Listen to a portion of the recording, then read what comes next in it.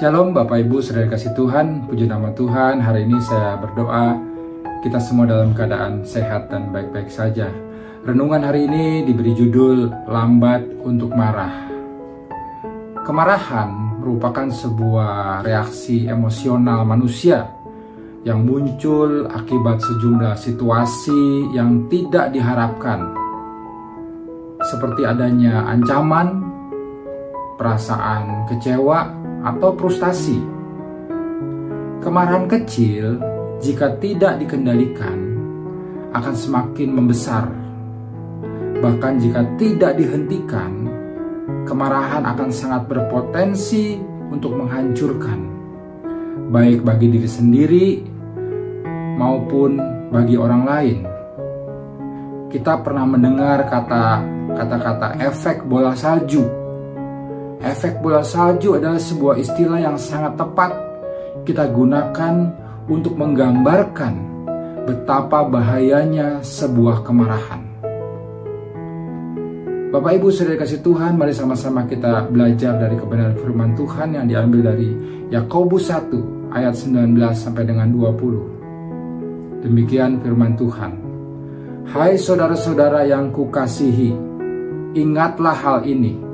Setiap orang hendaklah cepat untuk mendengar, tetapi lambat untuk berkata-kata, dan juga lambat untuk marah. Ayat yang ke-20, sebab amarah manusia tidak mengerjakan kebenaran di hadapan Allah. Saya mau ajak kita sama-sama membandingkan ayat ini. Saudara sekalian yang saya kasihi, sekali-kali janganlah lupa ini. Selalu bersiaplah untuk mendengar, tetapi pikirkan baik-baik sebelum saudara berbicara. Dan waspadalah terhadap amarah yang tak terkendali. Sebab orang yang marah tidak melakukan apa yang menyenangkan hati Allah. Bapak Ibu Saudara yang dikasihi Tuhan, ada dua pelajaran yang bisa kita petik dari ayat-ayat ini Bapak Ibu Saudara kasih, terkait dengan tema renungan pada hari ini. Yang pertama, hendaklah kamu cepat untuk mendengar. Cepat untuk mendengar.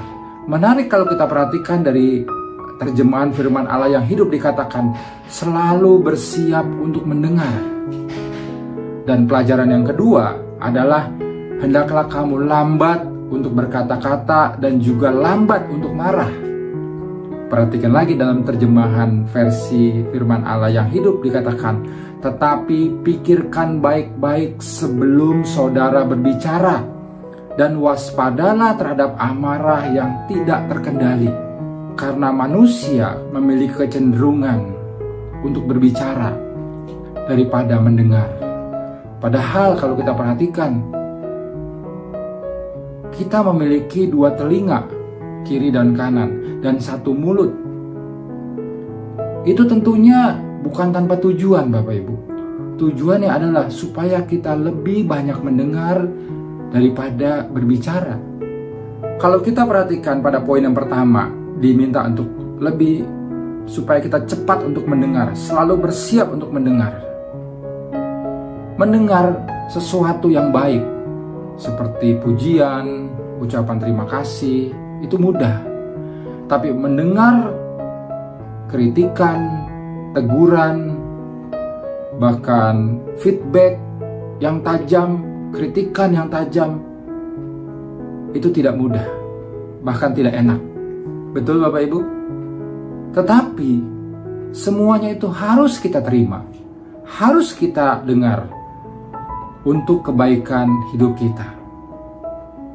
Namun ada satu hal yang paling penting Bapak Ibu, yaitu kita harus sering-sering, harus berulang-ulang mendengar kebenaran firman Tuhan, supaya iman percaya kita dibangkitkan.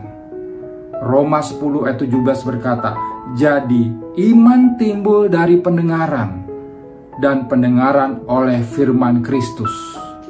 Supaya saat kita ingin marah, saat keinginan marah itu muncul dalam hati kita, maka kebenaran firman itu akan mengingatkan kita. Amin Bapak Ibu. Bagian kedua dikatakan supaya kita memikirkan baik-baik perkataan kita. Lambat untuk berkata-kata, bahkan lambat untuk marah. Dalam terjemahan firman Allah yang hidup dikatakan bahwa pikirkan baik-baik sebelum saudara berbicara. Ini menarik Bapak Ibu. Jadi sebelum kita berbicara, sebelum mengeluarkan kata-kata, kita pikirkan apa maksud dari perkataan kita ini, apa tujuan dari perkataan kita ini. Atau kita pikirkan apakah kata-kata ini akan membangun hidup orang lain. Dan yang terpenting, memuliakan nama Tuhan. Jadi Bapak Ibu Saudara dikasih, yang pertama adalah hendaklah kita cepat untuk mendengar, selalu bersiap-siap untuk mendengar. Dan yang kedua, sebelum kita berkata-kata, sebelum kita mengucapkan sesuatu, pikirkan baik-baik. Pikirkan baik-baik sebelum kita berbicara.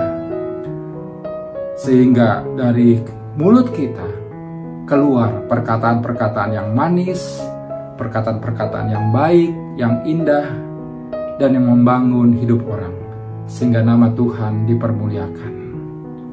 Selamat mempraktekkan kebenaran firman Tuhan, dan jadilah berkat bagi sesama kita lewat perkataan. Tuhan Yesus memberkati.